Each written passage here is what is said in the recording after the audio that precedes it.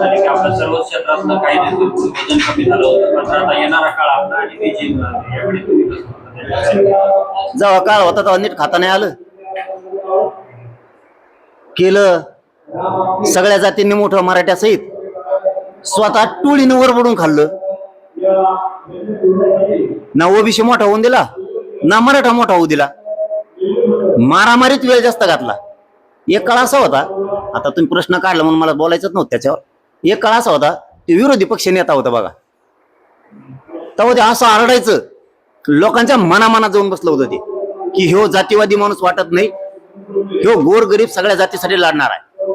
पण ज्यावेळेस याला मराठ्यांनी आणि सगळ्यांनी मिळून निवडून दिलं ना, त्याविषयीची नियत खराब झाली आणि टोळीच्या माग सगळी यांनी मंत्र्याची ताकद उभा केली आणि मग ते करायला लागले खून, मग मागा लागले खंडाण्या.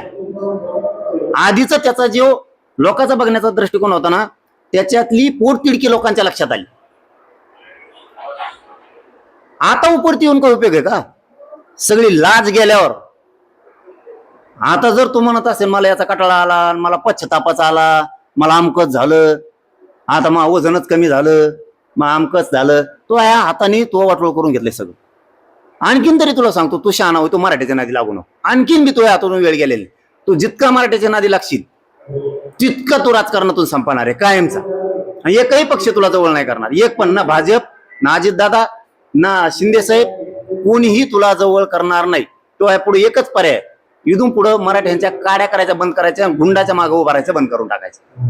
ते म्हणाले येणारा काळ आपला आहे, यावरून आता पुन्हा मंत्रिपद मिळण्याची चर्चा सुरू आहे. मध्ये जायचा काळ आहे आता. आता नुसतं काळ यायचं असलं, तुला सांगितलं ना, तुला पूर्ण बदलावं लागणार आहे. तू जे टोळीला साथ देतो ना, चूक करणाऱ्याला तो स्वतः गुतवला पाहिजे. खंडणी मागणारा, खून करणाऱ्याला तो सगळ्यांना तो स्वतः गुतवला पाहिजे. तो पाठराखण नाही केली पाहिजे.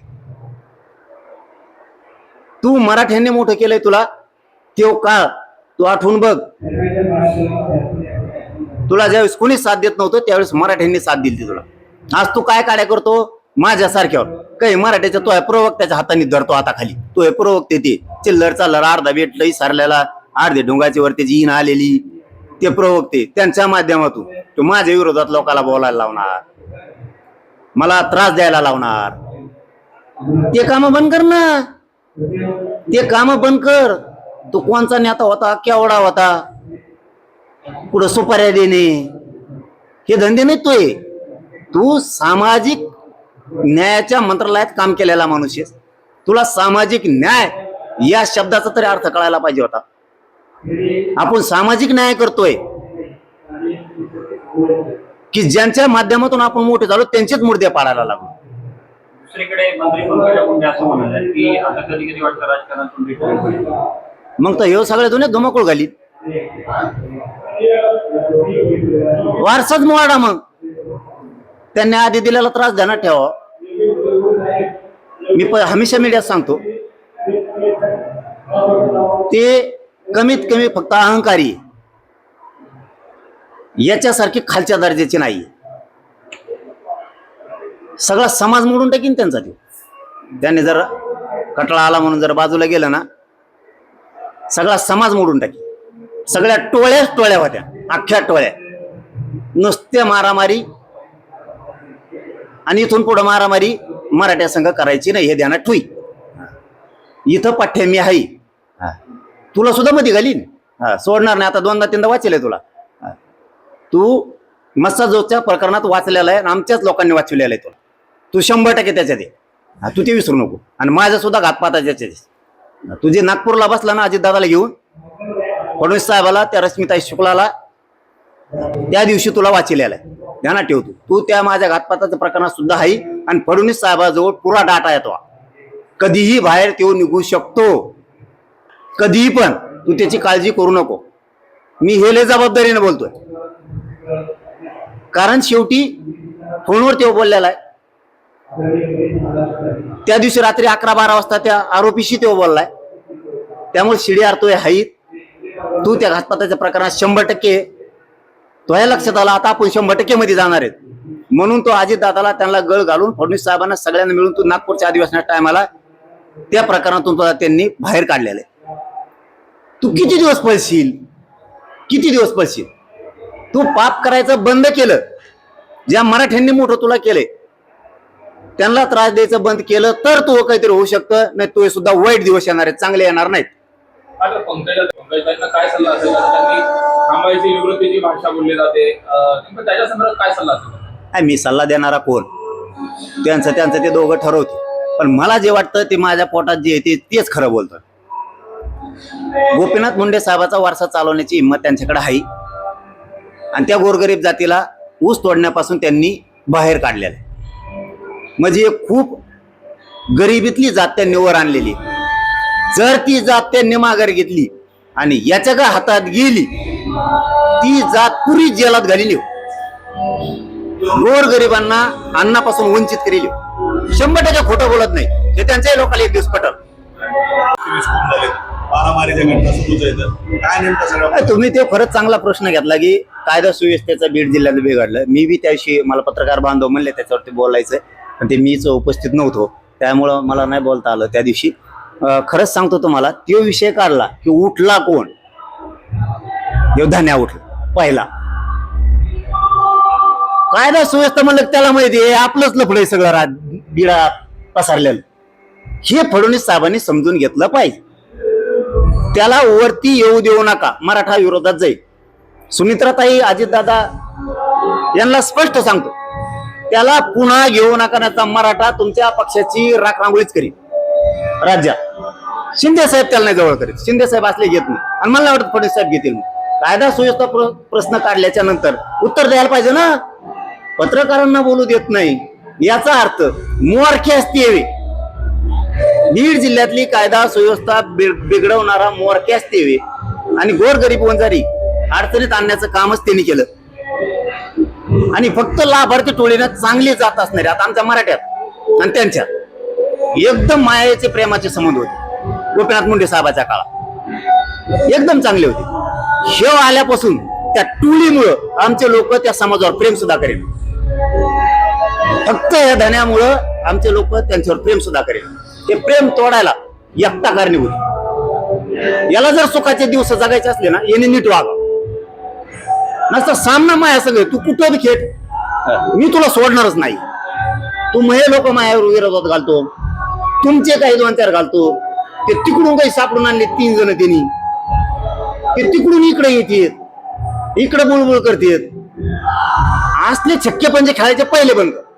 तो या राजकीय करिअरला प्रचंड ते घातक. तुला वाटत असेल तू कोण आहे? तू कुणीच नाही. तुला 2-3 वर्षात कळालं असं. आणखीन जर 2-3 वर्ष तो मागा लागलो, तो राजकीय करिअर मूठ झालं म्हणून समजायचं. त्यामुळे चान्स आहे तुला, तू शहाणाच होय, तुला पर्यायच नाही. त्याशिवाय तू किती खळ्या खाणल्या, तुला मातीने उकरून देत नाही. तू त्याची काळजीच करू नको. तुला वाटत असं मी तिकडून ते 2-3 आणलेत, ते भोकत येत, इथं 2-3 तयार केलेत, परत इथं 1-2 प्रवक्ता आहे. तुला असं वाटत असं काही नाही भाऊ. लिंबा झाडाखाली बसून दी, कंकालेश्वर मध्ये बसून दी, खंडेश्वरीत बसून दी, तू राम मंदिरात बसून दी, रेस्ट हाऊसच्या बिल्डिंगवर बसून दी, तू वडवणीच्या पेट्रोल पंपावर भेट, तू कुठं जा, रानात जाय, सरकीत जाऊन जाय पाठव. तू काळजीच करू नको राहणार, तू काळजीच करू नको. तू जर नाही बघायला मी तुला टीक विणारच आहे. आणि मा काहीच नाही, मागं नाही पुढं नाही, मी लई जायले, माझं काहीच नाही. पण तुला मात्र मी गुडघ्यावर टिकविणार. आज तुला टिकवलं, तुला चांगलं माहिती. तू तेवढ्या बाबतीत हुशार आहे, मला चांगला माहिती. तुला चांगलं माहिती हे टिकवू शकतो.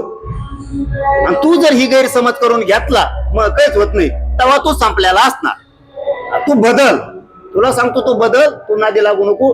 आणि तू बीडची गुन्हेगारी थांबवण्यासाठी जो चुकीचा असेल त्याला सरळ म्हण, हे चुकीचा आहे, याला जेलमध्ये गेला पाहिजे. तुझ्या जातीचा असू नाही तर आमच्या असू. आम्ही कसं म्हणतो, उल्यांचं प्रकरण झालं, त्यात ते ठोकून सांगितलं, लेकरू गेलं त्यांचं, तर मध्ये गेले पाहिजे सगळे. तू वाचितो त्याच्यातच आणखीन प्रकरण आहे काहीतरी बलात्काराचं, ते पण मला कळाले. ते नाही का आरोपी सापडत, त्याच्याविषयी बी बोल, ते विषयी बोल ना. की भुलेंचा बंधूंचा खून झाला, जेलमध्ये पुरे गेले पाहिजे. पण ते कोण आहे का बलात्कार करणारा, त्याला सुद्धा तो म्हणायला पाहिजे, चल त्याला धरून आणा, ते पुढे तुमचेच आरोपी कस का तो जवळचे फरार होते. आमचेच कस काय पटकून सापडते? कारण आम्ही समर्थन करत नाही. तू समर्थन करतो, त्याची क्लिप काढा, ते आता तुम्ही पत्रकार बांधव. गुले बंधूंचं ज्यावेळी तो सांत्वन करायला गेला होता, हे तर आमच्या डोक्यात नव्हतं, खरंच नव्हतं. मी लई जबाबदारीने बोलतोय, आमच्या डोक्यात बी नव्हते. गुले बंधूचा खून झाला ना, त्या लेकराला न्यायच मिळाला पाहिजे, सगळे आरोपी जेला सडले पाहिजे पुरे. पण तिथं महिलेवर सुद्धा एक बलात्कार झाला. अशा बातम्या तुम्ही दाखवल्यात, मी मनाचं म्हणत नाही. तो आरोपी अटक कसं का होत नाही? तो आरोपी अटक करा धान्याने म्हणलं पाहिजे. का म्हणलं पाहिजे त्याचं कारण सांगतो. तिथं सांत्वनपर भेटीला गेलेला असताना तिथं त्यो म्हणला की दुसरा बंधू, ज्या बांधवाचा खून झाला त्याचा बंधू म्हणे, इथं माने नावाचा पोरग आहे, त्याला आपल्याला सांभाळावं लागेल असं करत धन्या तिथं म्हणतो, हो हो त्याला सांभाळावं लागणार आहे. बलात्कार करणं सांभाळतो का तू? बघा त्या बाईट काढून आहेत का नाही. तो म्हणायला पाहिजे तिथं चाल मध्ये गेला पाहिजे, ठेवायचं नाही. आणि तो कोणाकोणाचा बलात्कार करून संपर्कात आलाय, तो सुद्धा एसपीने धरले पाहिजे. एसपीने सुद्धा कोणाचं ऐकायचं नाही. माझं नाही, त्यांचं नाही, कोणाचंच नाही. न्याय महादेव गुंडे प्रकरणात सुद्धा धन्याने म्हणलं पाहिजे, आरोपी अटक करा. तिथं त्याचं थोपड उचकत नाही. ते मुसलमानाचा एक खून झालाय, रफिक खान का काय, तोफिक खानचा त्याच्याच मानव धर जमत नाही का? संतोष देशमुख प्रकरणात कोण कोण आहेत? पुरे धारा, महादेव गीते खरोखरच खून केल्यामुळे आत एका जाणीवपूर्वक टाकलाय. रोग आला का तुला बोलायला? ते नाही का जमत? कस काय जमत नाही तुला? तेव्हा तू पहिला नेता होशील. पहिला सांगतो, जसं लोकांच्या मनात बसला होता, अरे तुला जातीचं तोलीत नव्हतं कुणी, तू विरोधी पक्ष नेता होता तेव्हा जातीचं तोलीत नव्हतं कुणीच. खरं सांगतो मी तुम्हाला प्रामाणिकपणाने, त्याला जातीत कुणी तोलीत नव्हतं. व्हायला वाटायचं काय लागलंय, बारीक बारीक पोरांच्या मनात बसला होता. एक टोळी हाताखाली धरली, खून करायला लागला. आणि खून करणारे, चोरी करणारे, खंडने मागणारे यांचं समर्थन करायला लागला म्हणून धान्या सापडला. आणि पुढच्या काळात विक्रेत राहिला की संपना. त्याने महादेव मुंडेचं प्रकरण 100% पुढं घेतलं पाहिजे. भेटायला गेलं नाही राव आणखीन दोघं. अरे नका का तपास लागा ना, भेटायला तर जायचं ना. ती बी आरोपी त्याचेच. त्या दिवशी आम्ही त्या पट्टी वडगावला गेलतो, ते आरोपी त्याचेच, तोच पळून लावतो. मी तो आहे पाठावर व्हायचे, तू काय अर्जी करू नको. तू जवळ आता तो बोलायला ठेवलेत ना, प्रवक्ता एक तो हा, आणि त्याला टीम जोडायला लावितो. संभाजीनगरलाच पाठवतो कॅनॉटला. ते कॅनॉटला बुटाड घ्यायचं म्हणलं, वावर एकाची इतकं मागे यात आणि पिशी भरून आणते त्याला. बेटे आम्ही माझा घातपात करणाऱ्यांपेक्षा करून घेणाऱ्याला मी दोष देतोय म्हणून बोलत नाही त्यांना काहीच. नाही तर त्यांचं बी लय माहिती आहे मला, कारण करणारा